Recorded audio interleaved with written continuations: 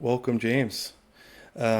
First episode. The idea is very simple. This is about the life of founders. This is called probably the name is not decided at the time of this recording, but it's probably just called Founders Only Podcast because it's Founders Only newsletter, and the idea is we're not going to just celebrate wins, which is what happens typically in the public. You either have like these big wins or you have these like big losses. It's like the FBI is involved, right? So most of the life of a founder lives in the middle, and I think you know a lot about that, and you've written a really interesting book with some sobering stories that I think are really important, especially for early founders that haven't yet learned what the reality is. They're just early days on building a company, and they don't know what levels of loneliness they might reach, and what the highs and lows might feel like eventually. So happy to talk to you about it. Oh, I'm excited to be here, John. Thank you for connecting with me. And then, well, I don't even know how we got connected. I started getting your emails and would respond every once in a while. And they were interesting, right? Because it happens all the time. And I usually like, how did I get this and unsubscribe? I'm like, yours is interesting. I'm like, okay, this is cool. Very kind. Thank you for sticking around. I learned that you have a friend named John Hainstock. And oh, yeah. do you remember that? Once you replied to me thinking you were replying to your buddy John Hainstock. You know John? I don't. The name sounds familiar, but I don't know if that's just because it came from you or what. But it's yeah. So thank you for this is the first episode, so it's not it's not. No pressure, but this sets the tone for the rest of the entire podcast. Oh, right? Snap. So, you should have told me I would have had a glass of Prosecco before I came on, bro. Want me to introduce myself? Yeah, please. Tell us about you. All right, cool, man. Hey, everybody. I'm James Oliver Jr. I am a husband to an amazing wife, co-founder of the world's cutest twins, and I am founder of a new nonprofit called the Kabila Founder Mental Health Fund, which pays for mental therapy for founders who want it, but for whatever reason they don't have the resources to do it on their own. And I recently wrote a book called Burn Bright, Not Out, Shattering the Silence Around Mental Health and Tech Startups. I was also raising a venture fund, Kabila Ventures, which we can get into how I went from that to this. Yeah. I mean, I can kind of imagine the line that you drew. So well, if you read the book, if you read my chapter in the book, I talked about it a little bit, but we happy to talk about that. Yeah. So the first most obvious question I'm always curious about, because all my friends are founders. I have a hard time relating to non-founders. Why are you talking about mental health when it's just the opposite of where the discussion always goes? It's like the polar opposite of what founders talk about, unless they're building in mental health, which is obviously happening. But yeah, why are you going there? I mean, so I have two answers to that question. Answer number one, and not in any particular order, is because if you spend any time talking to founders, which I do often, it's funny, like 72%, I think there's a stat that says 72% from Startup Snapshot, 72% of founders are having some challenges with their mental health. But I talk to founders a lot, and I swear like 100% of them are struggling. Right. Like 100% of the people I know are like going through it. I don't know if that's just like a moment in time because of all the crazy stuff going on in the world. But everybody is dealing with something, and then there's the pressures of being a startup founder and don't like be a parent or a spouse trying to do that. So that's that answer. But personally, my first startup, excuse me, we got a little bit of time here, so I'm going to tell you a quick story. I'm going to try to give you the abridged version of this story. Please. To answer this question. So back in 2012, I was living in Northeast Wisconsin, about 1,000 miles from friends and family. I was working on my first startup. It was called We Montage, non-technical founder. Cleaned out my savings, I think it was like 30,000, something like that, to build an alpha version of a website to let people take their digital images and turn them into removable photo wallpaper. So you could take the pics from your phone, cover a whole wall with pictures from your phone. It's a brilliant product, right? That's cool. Thanks, but I was having a hard time. We had this version of the website that we got built, and And in that process, my now ex-wife decided she wanted to have kids. So we did IVF. We put 2 embryos in, found out that she was pregnant with twins. I'm like, yay, twins. I'm like, holy crap, twins. I'm like, here I'm grinding, trying to get this startup off the ground, out of money. So I'm like, all right, the only way I have a chance to make a go at this thing is to get into an accelerator. So I applied to Generator in Madison for their second cohort. This is winter, fall 2012. And I got in. And that accelerator was a 2-hour drive each way. And the kids were supposed to be born March 27th. The program was going to be over April 3rd. I'm like, all right, cool. This timing is good. I got this. I can do this, right? Yeah, let's go. So 2 days before, 2 days, this story just kills me every time I tell it, man. 2 days before I got into the accelerator, before it started, we had to do an emergency C-section because like the day before they were like, hey, your son's blood is doing something weird. If it starts going backward, we have to take him and everybody out, right? Everybody got to come out. You open up, everybody out, right? Otherwise, he was going to die. So, 2 days, they're like doing something weird. We're going to put you on bed rest. Next day, we got to take him out. So that was 3 months premature. They weighed 2 pounds each. Like my daughter was 2 pounds, 3 ounces. My son was 1 pound, 14 ounces. Like I remember, I saw pictures, like I could hold my son in the palm of my hand, So anyway, so I got into the accelerator. I'm, driving back and forth to the NICU, to the accelerator. It's like waking up every morning at like 3 a.m. I just couldn't sleep, man. It's crying every day. Like, John, you would have walked up to me, good morning, James. I start crying. It's brutal, man. Yeah. It's brutal, right? Yeah. So anyway, so that was my introduction to being a parent and an entrepreneur.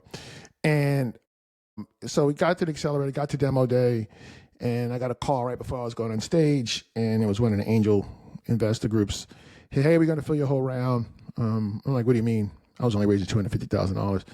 We're going to give you 250 stacks. I'm like, praise God. I just dropped to my knees, just cried, just thank God, right? Yeah.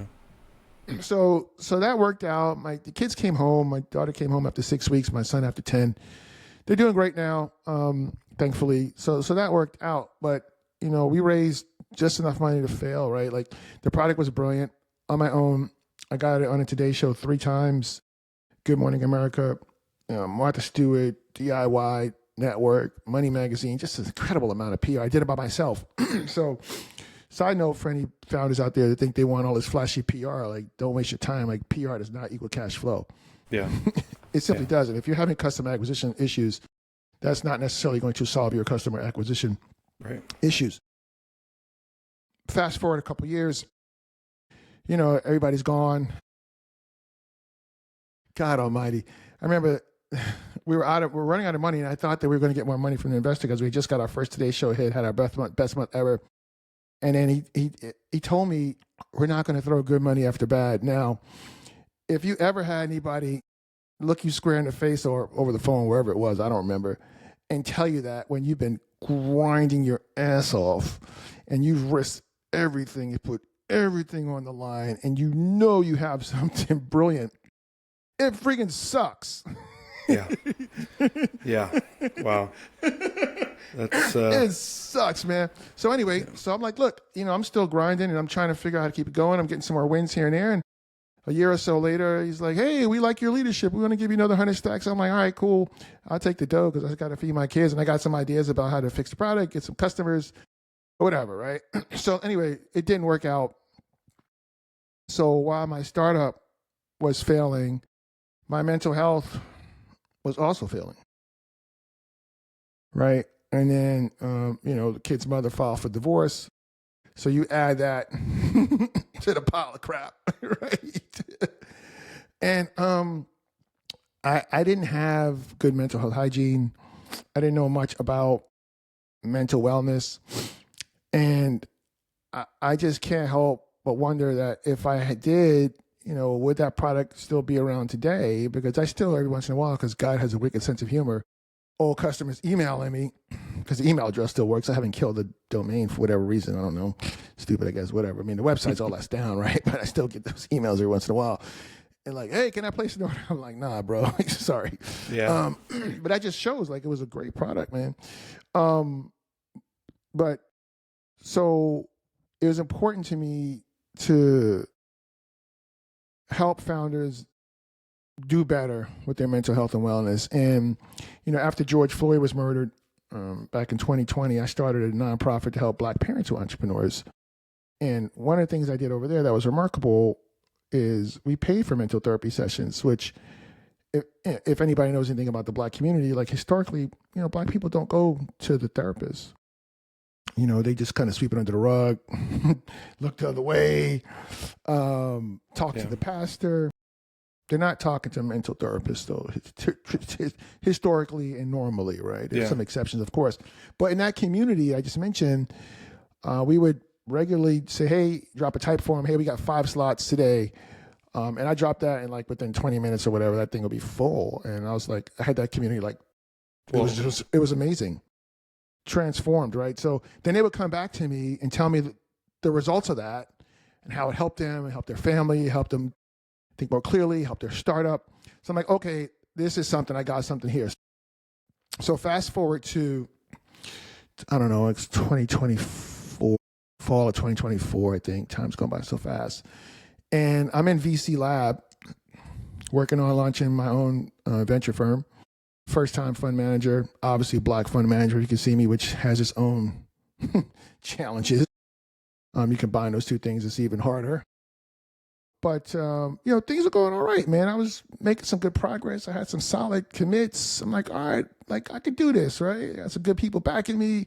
And then the new administration came in, and then I just hit a brick wall. Because I have my own therapist, and because I understand how to compartmentalize, and because I understand how to control what I can control, and I have a certain level of self-awareness, and I always talk about my wife, who's the most self-aware person with the best mental health hygiene I know. And I'm like, I know my brains were starting to scramble a little bit from the pressure trying to get this fund off the ground. And I'm like, oh, I know that demon. I'm paraphrasing, I'm quoting like Brad Feld, who's Techstars co-founder. Brad wrote a great chapter in my book, by the way. Brad talks about like, I know those demons. I'm like, I know that demon, right? And I'm not playing around with that. So, and Nisha Devadas, she wrote a chapter in the book, and she talked about, we all want to be successful. It's great, but are you whole? Do you show up whole when you get there?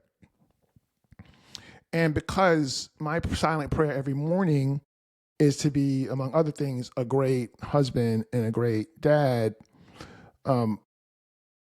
I got to show up as a great husband and a great dad when I raise the fund. So bottom line is, I decided to put a pin in my fundraising efforts for the fund. And I went back to, there was a slide in my deck, my fund deck, that felt like a throwaway slide at the time. It's, founder value add. And I like to jokingly, well, I'm not going to joke, I'm going to say it to you, but if I'm on a VC podcast, I say, I'm jokingly, tongue in cheek, but nah, it's real. Like most VCs don't actually add value. So, but there's some exceptions, right? But most of them don't. Let's be honest, right? Yeah. Right. So it felt like a throwaway slide to me. But on that slide, I said, I'm going to provide mental wellness resources for my Portco founders. Wow. So I went back to that. And I'm like, all right, I'm going to put a pin in this Kabila Venture fundraising right now. And I'm just going to go and start a nonprofit to pay for mental therapy for founders. So I went to Brad Feld and I asked him, and he said, yeah. He gave me $25,000 from his Anchor Point Foundation. Nice. Yeah. And so we pay for 4 mental therapy sessions using the BetterHelp platform, or founders have their own therapist. We will reimburse them up to $300. And so that's what we did there. And recently, David Coe, CEO of Calm, and his chief of staff donated some free 3-month premium subscriptions that I've been giving away to founders, because I'm like, I want to be able to go upstream. And like, how can we help people so they don't have to go see a therapist? Great. Right. Or if they're in between mental therapy sessions, they could get some help and just like I've been using it to help with my breathing, do some guided breathing meditation, etc. So then we did that with the nonprofit. You're a great listener, by the way, because I know this is a long ass story, but you're a great listener. And I'm going to land the plane here in 2 seconds. Well, maybe 2 minutes, but I'm going to land the plane, I promise. In the process of that, I got introduced to a guy named Django who had this new startup called Focus on Words, which was using AI agents to write books. And we had a conversation because he just helped my friend Daryl Frater write a book. And I was thinking about writing my next book. I wrote a book a while ago. I didn't mention that, for parents who are entrepreneurs. I was like, I got another book in me. And I thought my next book was going to be to help overlooked founders improve their social capital, because I see a lot of maneuvering out there that's not really helping. But at the end of that call, I was just like, you know what? Because he wanted to write a book with me. I was like, why don't we write a book around founder mental health? So that's how we came up with the book. And David Cohen, Techstar CEO, wrote the foreword. We have a whole bunch of founders and investors who just vulnerably and authentically telling the founder mental health journey. The book is not prescriptive at all, because if it were going to be prescriptive, I would just interview some neuroscientists and say the science of it says you got to do this. But that ain't that book. Maybe that's the next book. That doesn't sound interesting, so I probably won't write it. Somebody should write that book, though. Probably won't be me. And 90% of the books net proceeds go back to the Kabila Founder Mental Health Fund. And because of that, there's been some books around founder mental health written, no shade at any of those books, but because this book gives back to a fund that solves a problem, I think, and I will boldly say that I think this is the most important book about founder mental health written ever. So, and I'm done, and you have the mic. Amen. Amen. Amazing story. And, not that you aren't an entirely unique individual, but the unfortunate thing is that this kind of story is so ubiquitous across startup founders, right? Because you don't just become this incredibly hardworking robot. Like you tend to stay human, and therefore you have all of the problems that come with being a human. You've got a family that you don't want to fail, and you will inevitably fail in some ways, right? And then you just you're down on yourself because you failed. And then you start to fail your team, your employees, and now you're down on yourself about failing them. And it's all just part of being a human. And almost all founders are human, right? I'm sure there's some AI founders now. I'm sure they exist. There's like some Claude bot AI founders, but those of us that are human are going to have just a non-stop supply of shit thrown on them. We curse in this podcast. Yeah, it's episode 1. I think we can set the rules here. So you should have told me that off the rip, man. Because I cuss like a sailor, bro. I was trying to be good. I would love to hear it. Why don't you just tell the story again? Start over. It's there are the point of the newsletter. I wrote a newsletter called Founders Only. I started it almost 4 years ago. And the whole point was all of my newsletters are news and they're current events, and that's interesting. And sometimes they share wins, and sometimes they share, here's the newest way to do your deck. And, I wasn't getting the thing that I really wanted, which is like, is everybody lonely? Like I wanted to talk about it. This is right. This is before I was well connected, and actually this sort of helped me get connected. The newsletter did. I went on to join a group of founders called Hampton, which was created by Sam Parr and Joe Spicer. They created a really good community called Hampton. Sam, that's the podcast guy, right? Yeah. He's got a podcast called My First Million. And so when I joined that, I learned that within small groups, founders will share, right? They'll share the human part. They'll share the stuff that you just never hear about, you never read about until now. Now there's your book, and there's stories that are like, oh my God, these are real. This isn't what you're going to read in a newsletter about founders. This isn't what you're going to read in a self-help book about being a founder. Man, it's just real. And I got to admit, I was like, some of them, I was kind of shocked, not because they were unbelievable, because it was unbelievable to hear them, to hear them sort of being discussed. So good job on like drawing these stories out of people, because I think it's incredibly important. It's not prescriptive, like you said, but it's so crucial to hear that, so that you know that you're not in this like one of one situation. Well, that's the through line, and one of the through lines in the book, that you're not alone.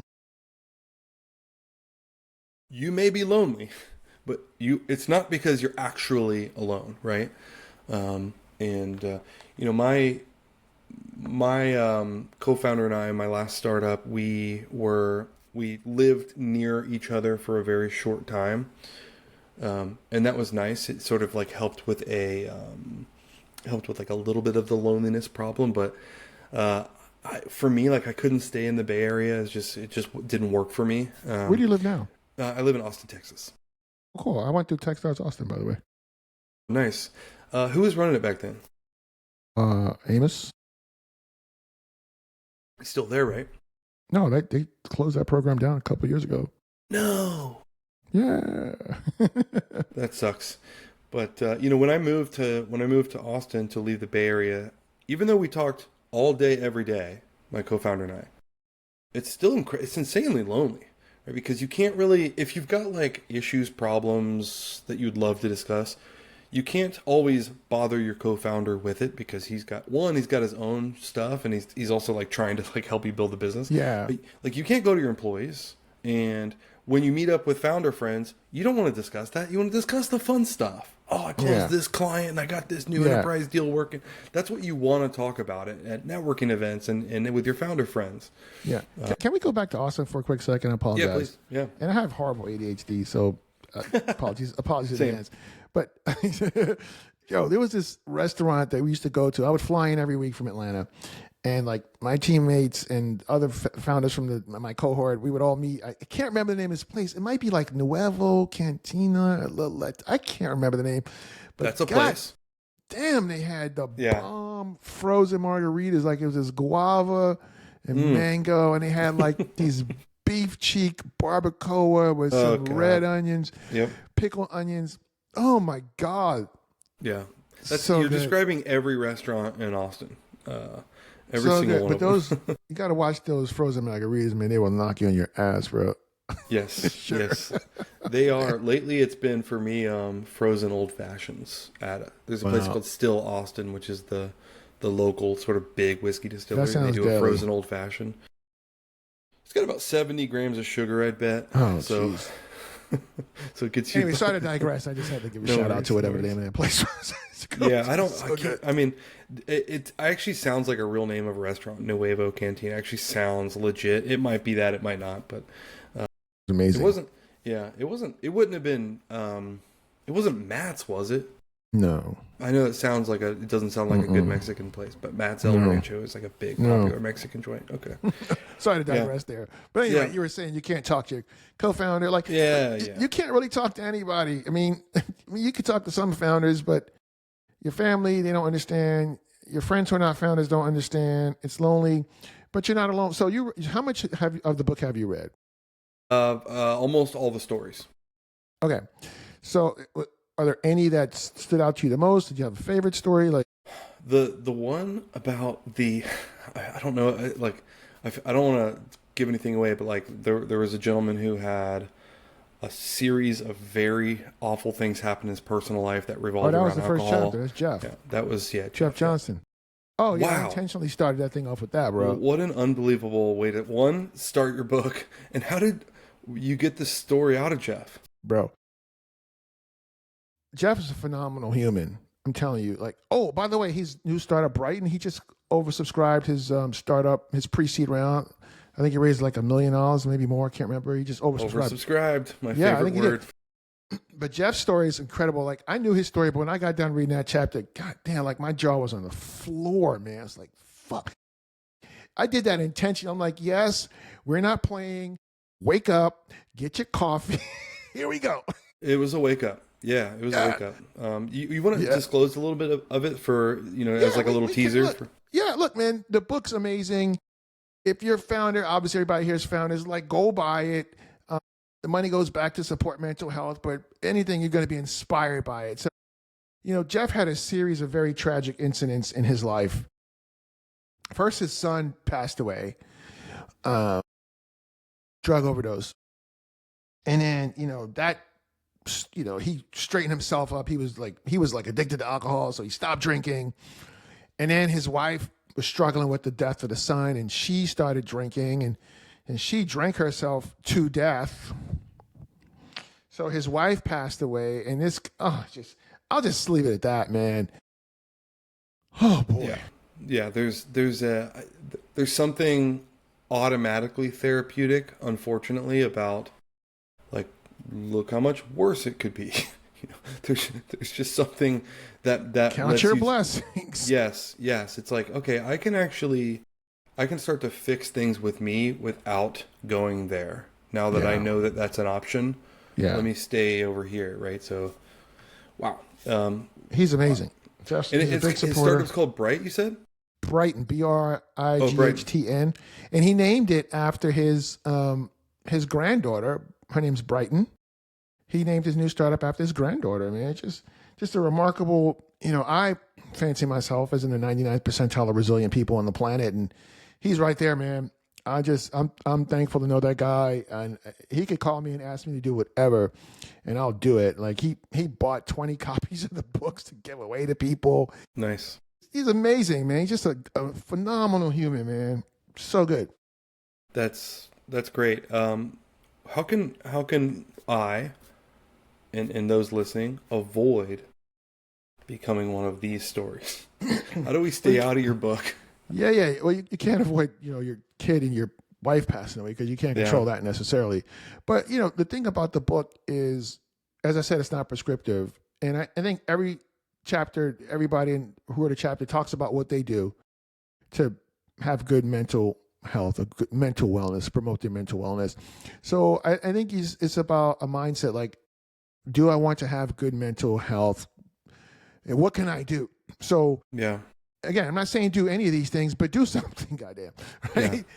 For me, I ride my bike. I think I mentioned I'm using the Calm app to do some breath work, and I got a lot going on in my personal life. Some of it's great, some of it really fucking sucks, and I can feel like my anxiety's kicking up. So I'll be like in a grocery store, bro, like doing focused breathing, just to do a nervous system reset. Seriously. So it's just that level of awareness. If you like to run, you like to write, you like to ride your bike, exercise, workout, meditate, yoga, pray, meditate, whatever, you got to do something, and you got to rest. All this, hustle culture is trash. You disagree? I agree. I agree with you. All right, cool. Yeah. So you gotta sleep. I mean, you gotta sleep, man. You gotta let your brain reset and clean itself out. Yeah. So yeah, in the last newsletter, I wrote about how you need to go on vacation, right? You need to. And there's a lot of reasons, primarily it's so that you can be your best self when you're back, right? You just not even your investors are expecting you to like grind for 120 days straight and then do it again right away. Like not even your investors want that for you, right? Like they want to see you represent their money with the best version of yourself, with the best version of your skill set. But bro, and that comes after recharging. You're right, but I just got to tell you, and I don't mean to be all like negative Nate here. I just have been really surprised at the amount of apathy I see from, investors about what I'm doing around this founder mental health stuff. Not everybody, obviously, but writ large, it's just like a big meh. Really? Well, yeah, these people aren't founders almost always, right? That's the most fascinating thing for me. Like when we ran Stonks, we had 60,000 investors using the platform, and almost none of them had ever been a founder. Mm-hmm. Almost none. Yeah, they don't care writ large. Some do. Many of them never worked at a startup.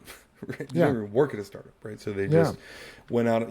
Some of them came from college straight into VC. Some of them went into investment banking and then ended up in VC. I got an right? MBA and went to VC. Right. And so That's a shame to hear. Kind of a bummer to imagine that they would balk at something like this at all. By the way, how do people can I talk about this in the newsletter? What you're doing, and see if somebody wants to reach out and get some help. Yeah, man.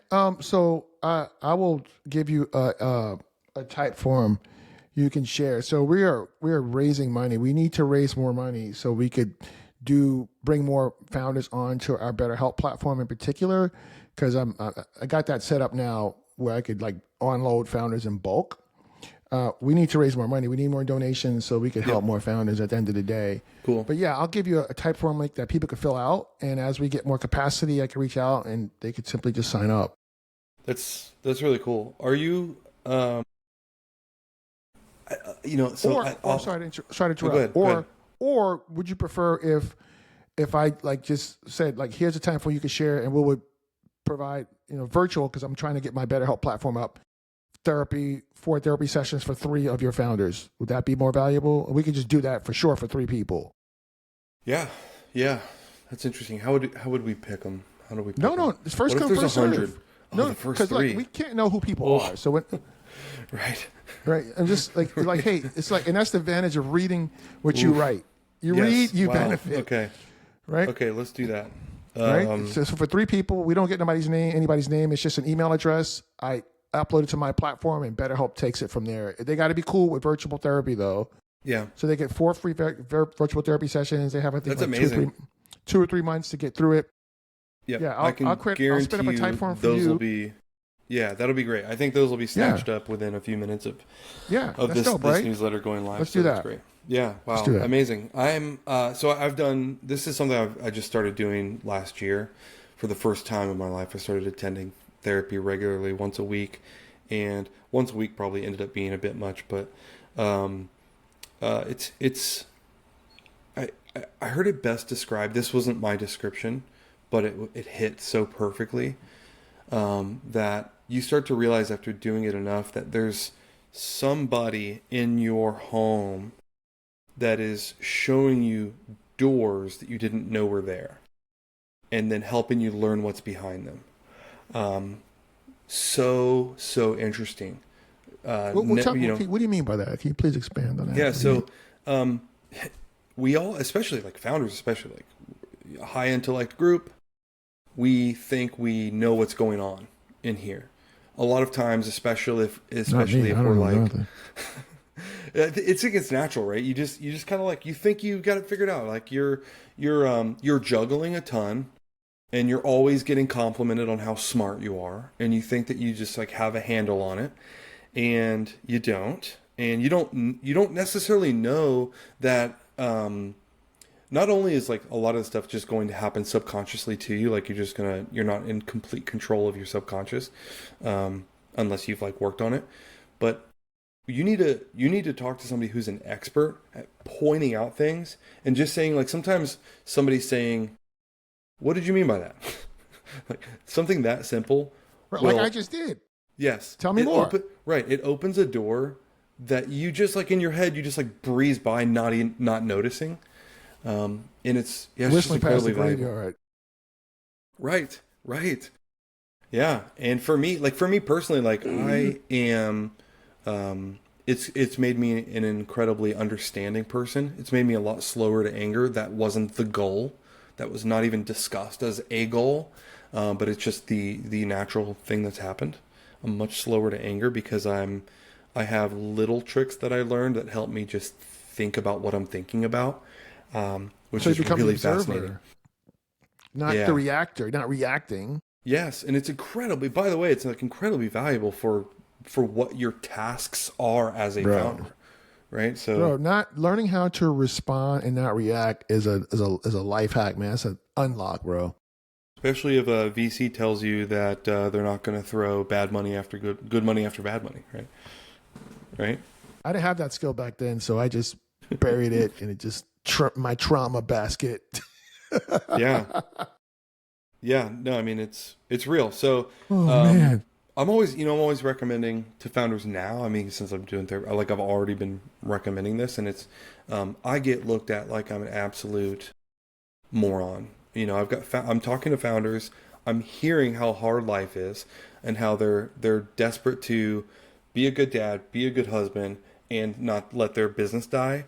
And I'm like, have you considered this? And it's like, whoa, you want me to spend another hour on something that's not being a dad, being a husband, or working on my Bro, business? And right, so it's hard. here's the thing, and I said this in the book. Sometimes you got to slow down and speed up. Yes, yes, And I now have two therapists. I got my general therapist, and I got one to help me manage all this toxic co-parenting bullshit I'm dealing with. yeah. I got two now. Go for 3. No, don't I go. hope I don't have to do that. I just Don't go pray. for 3. Yeah, I pray I don't have to do that. So what are you working on? I mean, so what's it called? Kaliba? Kabila. Kabila. What is Kabila? Yeah. So, so Kabila is a Swahili word. It means tribe. Okay, that's cool.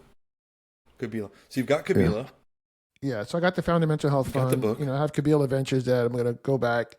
And, so the other thing about just like being in a good headspace is you get open to inspiration. It's like that still small, quiet voice, just so it's which is where I ride my bike. I get inspired and I go do the inspired thing versus just like throwing a bunch of spaghetti against the wall.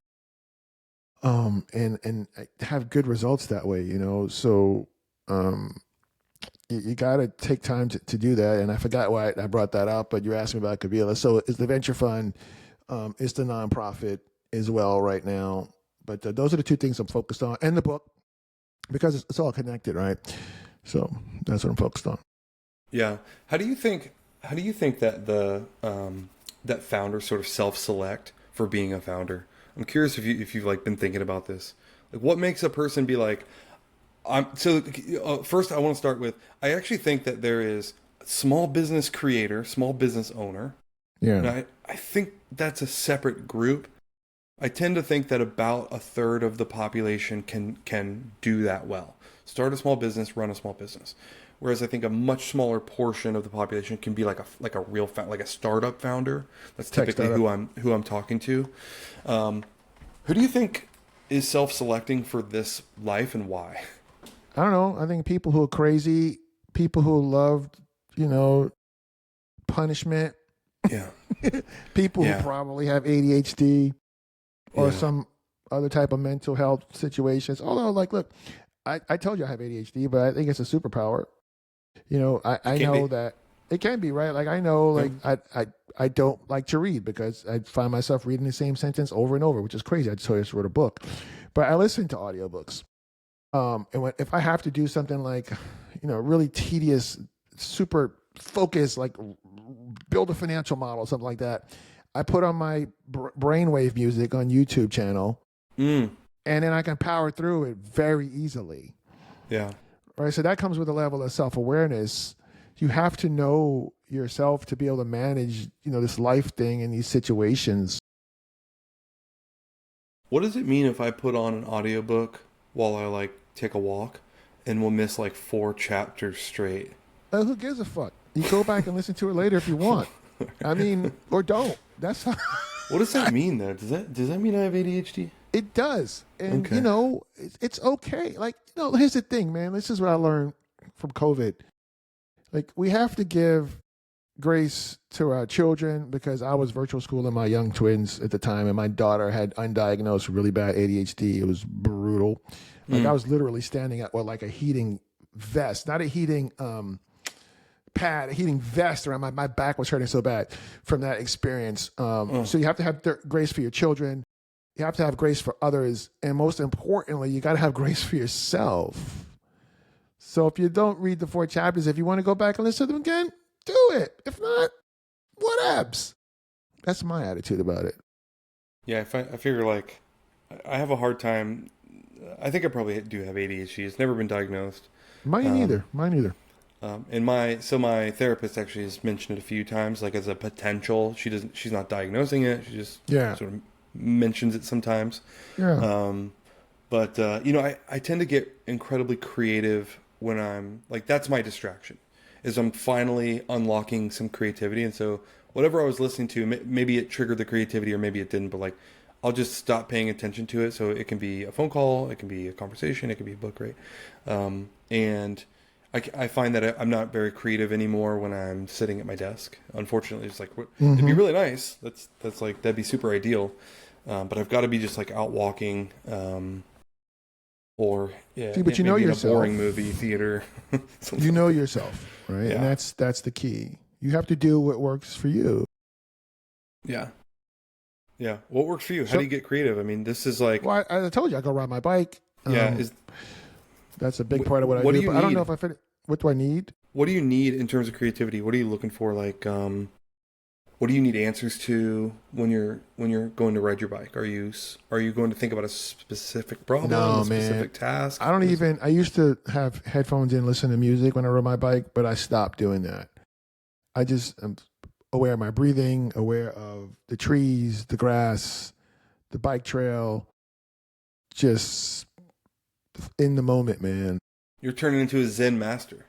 No, a long way to go before that. But yeah, I'm just going to be out there and feel the feeling, you know? Yeah. I rode my bike today. What are you reading? Anything good? Like, how was your bike? I'm sorry. No, go ahead. I rode I want to hear that. my bike today. My wife was like, "How was your ride?" I was like, "It was incredible. Nothing specific happened. It was just amazing to be out there. It was a beautiful day. There was hardly anybody on the trail. The weather was good. You know, it was awesome." So, what was your question? What am I reading right now? Yeah, when you're listening to these audiobooks, what are they about? I don't know. What am I reading right now? I'm not reading anything at the moment. I just finished Brad Feld's book, by the way. Give First, the Power of Mentorship. God, that was a good book. Co-founder of Techstars, right? Yeah, it's co-founder of Techstars. He's VC at Foundry Group. You know, and Brad's a friend, right? So whenever my brains get scrambled, I'll call him and talk to him. And I find his voice to be just incredibly soothing and just like reassuring. It's very calming. So I listened to that book and I just like devoured it so fast that when I got done, I texted him. I'm like, man, I'm just so mad that it's over because it was like a low key like therapy session, just listening to his voice. But that was a great book. I've listened to so many great books over the years. Like, you know, Give and Take was a great one by Adam Grant. You read that one? No. Mm-mm. That's a great one. So many I can't even think of them right now. I, read my book recently, which is great. Did you? Are you going to record the audio for it? I would like to. I do. So it's several $1,000s to do that. I think once we get to a critical amount of book sales, we'll take some of that money and plow it back into an audio book for people like me who don't like to read. You could just do it the Alex Hormozy way. He just kind of like did it at his desk. He literally about just the quality and all that. No, they're amazing, but the audio sucks because he just did it with like a cheap mic at his desk and he didn't care. Just some people want to listen, right? They want to listen in the sauna. They don't need outstanding quality. I mean, I could have that mindset on any given day. So it's like, I got to spend $3,000 to record an audiobook when I could just sit at my desk. I got a good mic here. Only thing is like the acoustic in here in my office are not that great. It's a little bit of an echo. Sounds good. Other than that, if I'm up front, I'm like, look, this is what I did. Here's what I'm doing it. We don't want to spend a lot of money on this because we don't want to take money from the nonprofit to do that. If you can still hear the words, right? We're super scrappy, super hustler founder, just like you. We're doing the damn thing. Like, this is what it is. If you don't like it, I ain't mad. You could go listen to something else. Yeah. Are you going to do an interview series with the people whose stories are in the book? I've done a little bit of that already, just because I do a lot of LinkedIn lives, and I did a thing for Giving Tuesday. I did a whole like old school fundraising virtual marathon thing, nice. Jerry Lewis style, old school, and I had some of the people on there talking about their chapters, and I've done some of that already. Right on. I'll be getting to do more though. I mean, yeah, I mean, it just seemed, I don't know, it's just kind of like that's where my head went. Like, how would I, just like naturally, it's the way my brain works. Like, how would I market this if this were my thing? And those are those stories are enticing enough that if given a 15-minute slice and saying, it's the good parts are in the book, I think that'd Yeah. be really cool. Yep. Um, Yeah, I'm game to do that. Done some. Would love to do. I've been trying to reach out to Will Allen, man, because Will Allen, who's a VC, Will used to play defensive back for the Pittsburgh. He won a ring with the Bucks, and he played with the Steelers for a while. And yeah. in the book, like he's like shouting out like Ryan Clark, who's on ESPN, about his time when he went to the Steelers. And I have not been able to reconnect with Will. I would love to do that. I mean, I'm trying to. I would love for Ryan to know that he's in this book and like give it a little bit of shine, you know. Mm, So I don't know, but yeah, we're yeah. on the same page about that. Uh, congrats. I mean, this is your second book, right? So first of all, congrats for like putting the ADHD to work on actually completing a task like this. I've never, luckily for me, like I've never started a book, or I just have another thing to be annoyed with myself about. I haven't, it's never even occurred to me that I might write one. I don't think I have it in me, to be honest. Well, you're It's an aberration because 80% of Americans think that they could write, or they want to write a book, but only 1% of them ever do it. Is that true? I read Eighty- the Google machine told me that, bro.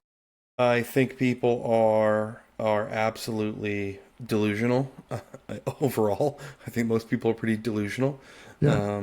I don't think. Don't you need I'd to be be delusional to be a starter? I mean, a founder? Yeah, you do. You absolutely do. Hopefully you put it to good use. But like, I don't. God, I don't know. I mean, I don't think that's. I don't think that's in me. I just don't see. I don't think I could muster that. I disagree with you. Just talking to you for these 45 minutes and the 10 minutes before we talk, I think you do have something to say.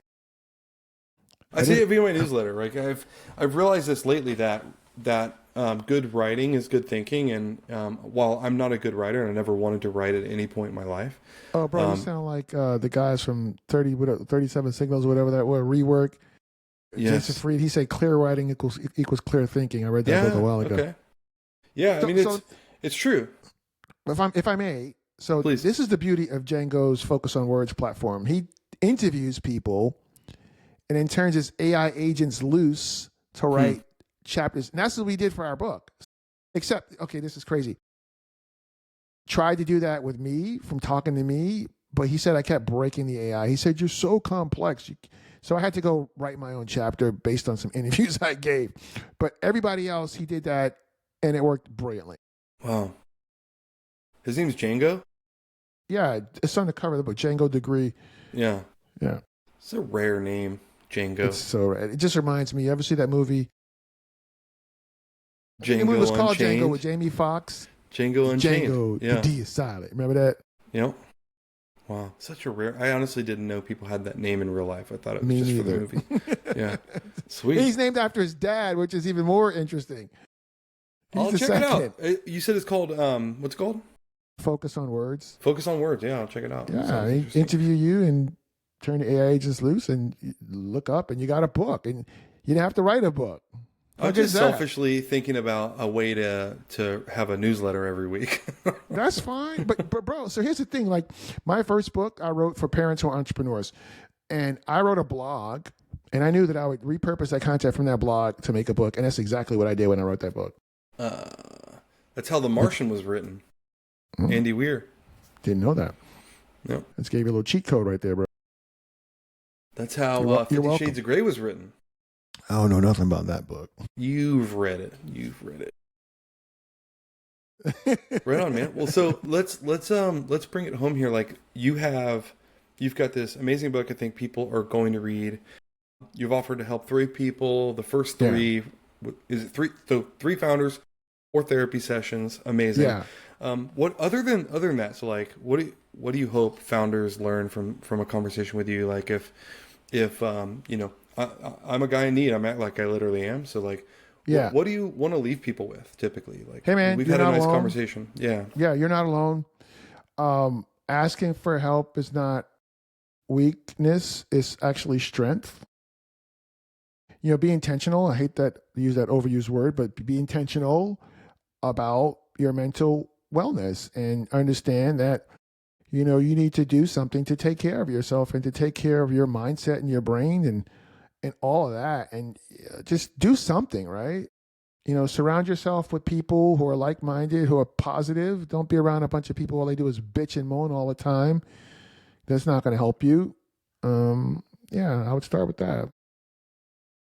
Yep. There's a conversational diet aspect to this.